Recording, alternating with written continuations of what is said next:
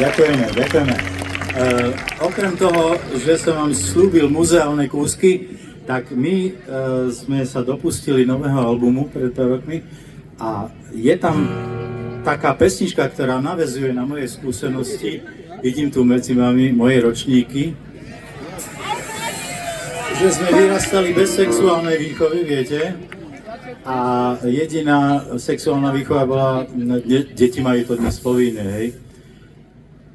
Bol opasok na pionierskej uniforme, kde sme nad poklopcov napísané mali kovovými písmenami na oválnej spone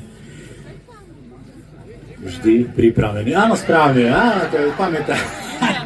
Dobre, tak my si dáme ale pesničku,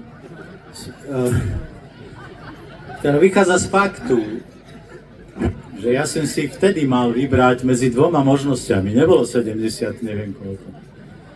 Viete, buď to jedno druhé, tak ja dúfam, že som si dobre vybrala. Nie, piesň sa volá jednoducho, bez ženy som stratený.